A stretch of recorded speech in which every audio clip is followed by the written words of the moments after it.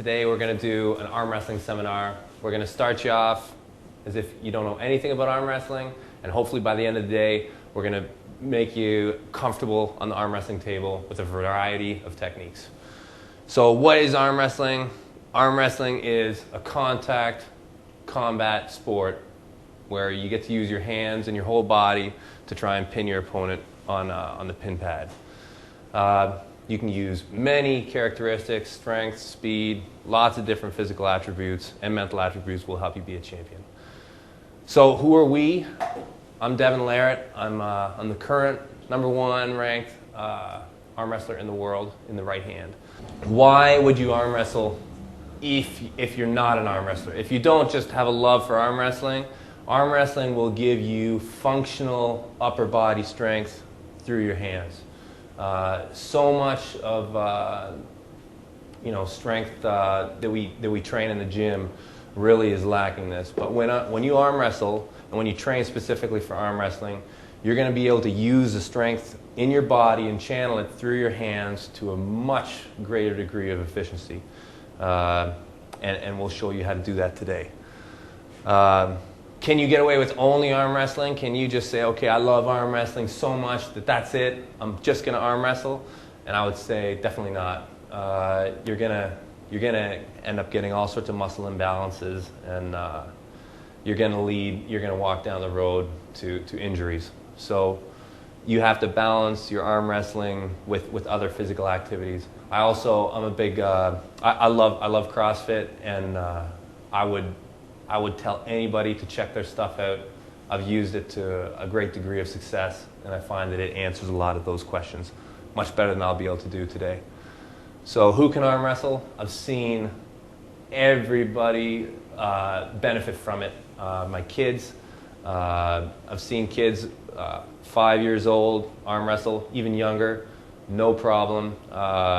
Actually, in my experience, I think kids almost do better than adults. They're very natural at it.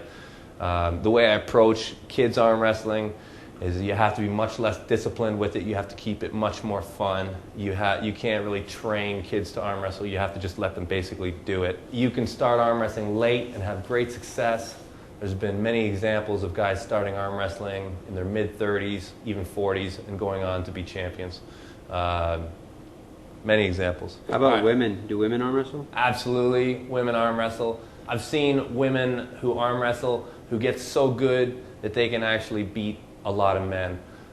We have a woman here in Ontario, Barb Zalepa, who at about 135 pounds at one point was so good at arm wrestling that she'd enter the men's classes and typically she would win. And we're talking men who are even heavier than her. So yeah, absolutely, women arm wrestle all the time. Yeah, it's great. Okay, so what we're going to do is we're going to show you a match just so you kind of get more of an idea about what arm wrestling is. This is a standard WAF table. Okay, this is what most tables look like that we arm wrestle at nowadays. So competitors come to the table, shake hands, put their elbows on the pad. Right? So the rules of arm wrestling: the shoulders have to be square, okay? Wrists straight, thumb knuckles showing. Match starts in the middle of the table. The referee says, "Don't move. Ready, go."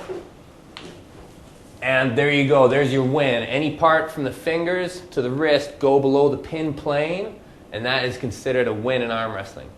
If you lift your elbow off, that's a foul. There are other fouls. If you want to get specific about arm wrestling rules, you can find all that stuff online. I'm not going to bore you with that right now.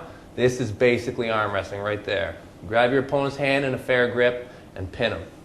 All right, rising.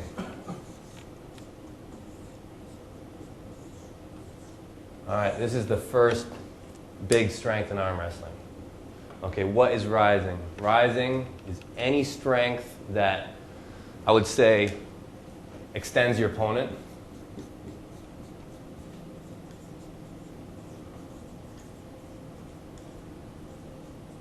All right, any strength that puts force into his fingers, into his hand, so makes him have a poor mechanical position.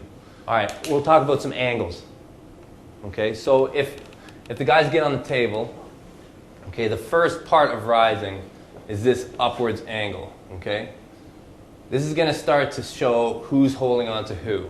Okay, whoever can get up higher, okay, they're both fighting for this high grip, but whoever can get up higher has the ability to open their hand, and the other person is forced to hold on. So whoever has more rising strength at the beginning is able to use their bicep. And that means that they're able to use their bicep, open their hand, and the other person is already having their hand activated. That means that the other person's forearm, okay, is already receiving the load before this person's forearm is activated. So that means that when Eric now chooses to use his forearm, okay, he's now using his bicep and his forearm against Jeff's forearm only. Okay, so the rising sets up all technical strength. Okay, the rising is the lead to any attack. If you have more rising than the other guy, all things are good. In any move, you can use rising. Okay, by far the most technical and vital strength in arm wrestling. Okay. So like that. That's it. Yeah. Yeah. I feel good, Eric? Yeah. Yeah. You can see the heat open this. Okay. I'm holding on to you. Okay, gotcha. Okay, like in all arm wrestling, guys, like all arm wrestling is all about negative strength, right? Like you're not really ever going to curl a person up, right? You set your muscle, you lock it, and then you lean back to facilitate the negative, right? Because like if you can hold, if you can curl a 10-pound dumbbell, you can hold a 13-pound dumbbell, and you can drive up through a 17-pound dumbbell. So that's why like you always make your force come from the body, and the smaller muscle will open as the larger muscle drives. All right, so setting up the negative, okay, through the post.